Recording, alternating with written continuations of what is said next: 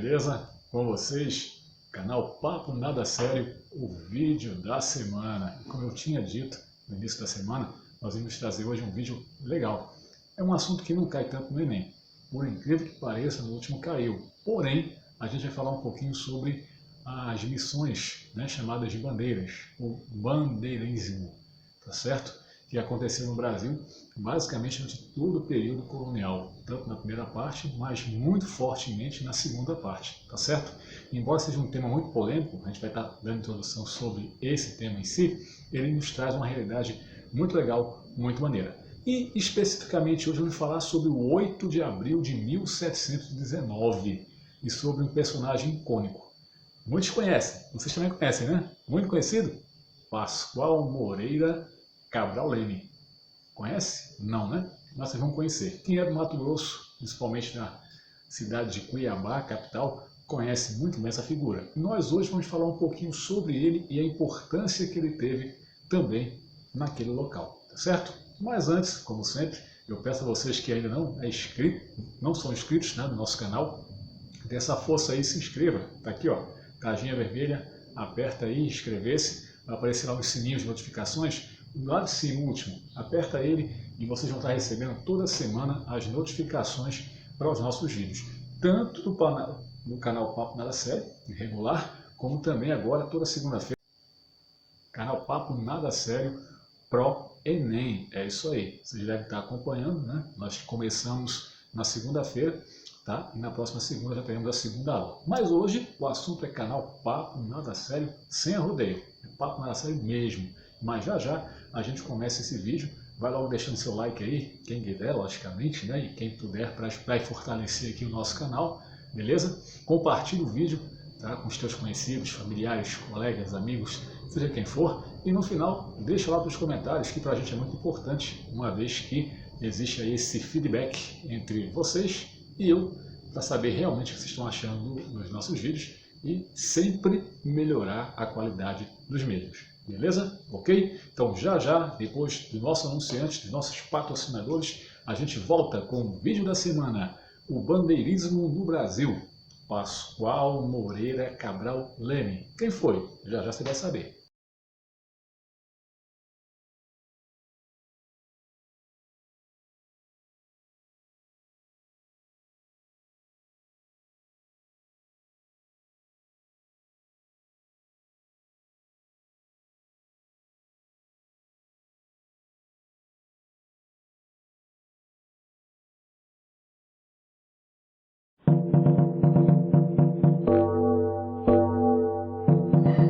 Embora seja um tema muito polêmico, né, de uns anos para cá, quando nós tocamos nesse assunto, o bandeirismo no Brasil, ele teve suas fundamentações, teve a sua importância, tá? Sem deixar de lado, logicamente, a grande questão, né, explorada atualmente pela história com relação às finalidades pelas quais, tá, as missões, as bandeiras foram criadas, foram projetadas, beleza? Basicamente eles viviam o quê? De exploração, tá, no sertão. Então um bandeirante, ou sertanista, ele tinha essa função, porque a bandeira era uma das formas utilizadas durante, tá, o período colonial do Brasil para tentar explorar, né, mais a fundo o nosso território. E eram missões particulares, tá certo? O bandeirante formava sua missão, né? Logicamente composta com várias pessoas, quase com a comitiva, e adentravam pelo interior do Brasil em busca de quê? Ervas, tá? As chamadas drogas da terra, algo que pudesse agregar valores para que eles pudessem estar vendendo e aí manter, né, o seu meio de vida, manter-se financeiramente, beleza? Mas uma coisa que também marcava essas bandeiras era a caça aos nativos, exatamente, a escravização dos índios. E por esta razão, a grande polêmica levantada, uma vez que a história oficial enaltece a figura do bandeirante como um grande herói nacional. E, atualmente, as novas correntes de história destacam aí que eles foram, na verdade, grandes exterminadores de populações inteiras de nativos. Independente das colocações, né, se positivas ou negativas, precisamos destacar que essas pessoas tá? Mesmo fazendo o que fizeram no aspecto étnico, tá? Essas pessoas elas tiveram a sua importância. E hoje nós vamos falar basicamente de uma figura, um desses bandeirantes, exatamente Pascoal Moreira Cabral Leme, pouco conhecido, logicamente, na lista dos grandes bandeirantes que atuaram naquela época, tá certo? Porém, não fugia, tá, da questão característica das missões que eles comandavam, tá certo? Como eu disse no início, talvez a grande maioria dos brasileiros não conheçam particularmente esse bandeirante, tá? Existem mais conhecidos por aí afora, porém, a população de Cuiabá especificamente deve estar lembrada dessa figura, Pascoal Moreira Cabral Leme. Ele nasceu em Sorocaba, interior de São Paulo, no ano de 1654, certo? E aí inicia, a partir de 2 décadas depois, a sua vida como bandeirante. Vale lembrar que em 1692 ele se casa, tá? E nesse casamento ele tem 4 filhos, são 2 meninas e 2 meninos, um deles inclusive levando o próprio nome do seu pai. Ou seja, uma espécie de filho, né? Pascoal Moreira Cabral Leme Filho, ou Júnior, como queiram, tá? Mas enfim, existiu, certo? Ok? Antes de casar, ele empreendeu, tá, alguns trabalhos importantes com outros sertanistas. Por exemplo, no ano de 1682, ele fazia parte da bandeira de Andrés Omega, outro, na época, importante bandeirante, tá, que adentrou pelo interior do Brasil, em busca de viveres, ou seja, índios para escravizar, tá, drogas da terra, enfim, coisas que eles pudessem então pegar e vender para agregar esses valores, tá certo? Já no ano de 1699, ele esteve na região de Curitiba com Miguel Sutil de Oliveira. Então, geralmente uma comitiva de bandeirantes era sempre, tá, composta por outros. Eles somavam forças para que eles pudessem de fato fazer essa comitiva, né, essa chamada aventura, né, ou embalo aí pelos interiores. E vale lembrar que era algo muito difícil naquela época. Boa parte dessas andanças inicialmente eram feitas pelos rios. Tá? Os barcos lá enchiam de pessoas, mantimentos, e adentravam bastante no interior através de barcos, tá? Que os índios chamavam de piroga, tá? As canoas, né, que eles utilizavam naquela época, certo? Ok? Boa parte por terra, onde não podiam mais navegar, mas uma boa parte também pelos rios, aproveitando aí as grandes afluentes, beleza? Ok? Mas o que nós queremos de fato destacar, gente, é o ano de 1716 agora, nesse momento. Embora o ponto central aqui desse vídeo está 3 anos depois, certo? Ok? Nesse ano, 1716, ele estava em campanha, tá? O Pascoal Moreira Cabral Leme estava em campanha pelo interior, se aproximando da região onde hoje é Cuiabá. E ele se depara, tá, com a missão ou com a comitiva de outro bandeirantes, que era justamente um cara chamado Antônio Pires de Campos. E é interessante que naquela época existiam as trocas de experiência. Passei em tal canto, aconteceu isso, tinha isso, encontrei aquilo, tá? E todos eles viviam mapeando, logicamente, as rotas tomadas e aonde cada uma delas levava. E era importante essas informações trocadas para que eles evitassem, por exemplo, se perderem. Existem casos, relatos de várias bandeiras, né? Várias missões de bandeiras que não mais retornaram ao seu ponto de partida. Por quê? Porque nessa época, como falei para vocês no começo, eles tinham que lidar com o desconhecido, muitos deles. E todo dia de caminhada, toda aventura empreendida era uma descoberta diferente. E eles podiam se deparar com vários perigos. E não eram só os nativos em si, né? Muitos deles desconhecidos, tá? Basicamente os portugueses, né? os lusos brasileiros que passaram então a nascer no Brasil e ajudar a povoá-lo, eles só tinham conhecimento ou contato direto com os nativos lá do litoral, tá certo? Vale lembrar que o interior só passa a ser explorado de uma maneira muito mais abrangente quando, tá, o comércio do açúcar ele começa então a cair. a despencar em termos de valores, não trazendo tantos lucros assim para quem produz. E aí começa-se essa onda, né, de adentrar pelo interior, principalmente a partir de 1693, tá?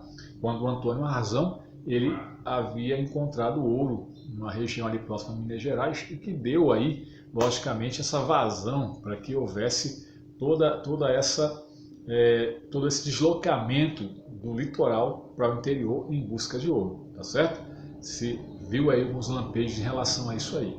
Então, em 1716, houve encontro dessas duas comitivas, tá? E elas trocaram ideias. Uma das coisas que o Antônio Pires de Campos passou, tá? Para o nosso querido Pascoal Moreira Cabral Leme, foi que na região onde ele havia andado, que ele estava circulando, estava indo e o Antônio estava voltando.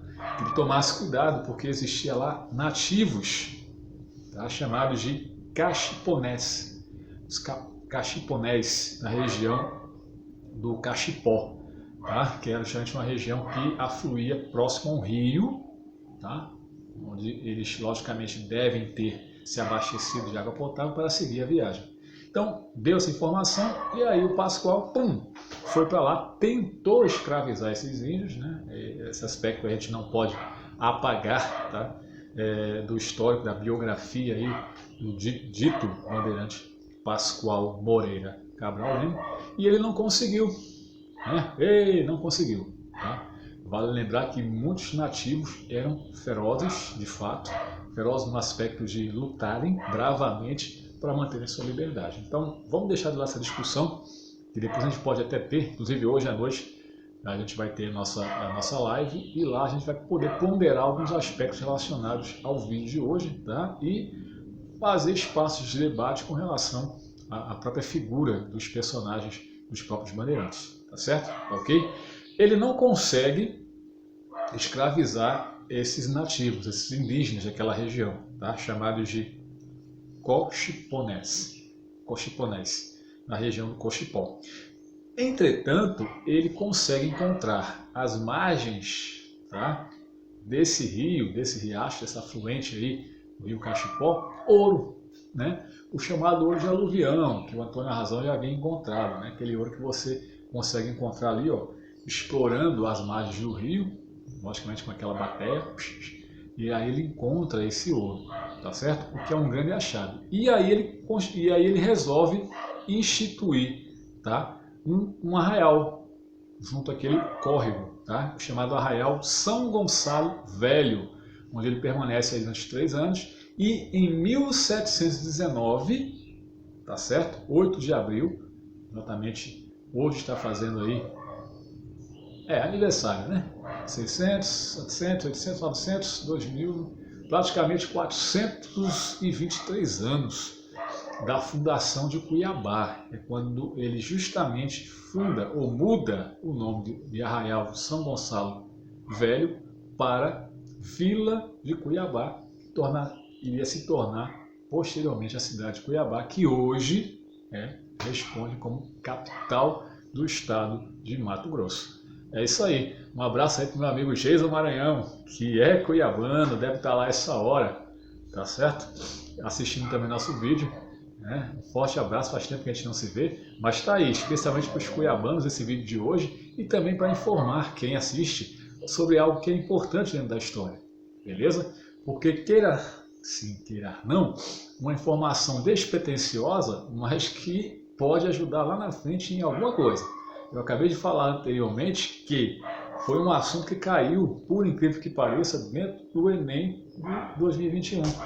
E é uma coisa que corriqueiramente a gente não comenta tanto dentro das aulas de história, mas a gente sempre gosta de trazer, principalmente por conta da curiosidade que o tema em si circula. Então, se vocês querem saber aí a data de fundação da cidade de Cuiabá, lá no Mato Grosso, 8 de abril de 1719, certo? Ok? E reconhecidamente, o Pascoal ele passou a ter aí uma notoriedade muito grande, inclusive recebendo do próprio rei de Portugal, Dom João V, tá? a preceita de ser o guardião daquela região, tá? O guardião-mor daquela região. e que ele tinha todo o direito de explorar ali e, logicamente, responder tudo que ele fizesse ou deixasse de fazer diretamente, tá, ao governador-geral naquela ocasião, tá, e também ao próprio rei Dom João, certo? E aí, em julho de 1730, ele acaba morrendo ali em Cuiabá. Na verdade, em junho, né? Um mês antes, junho de 1730, ele chega a morrer, falece aos 76 anos de idade.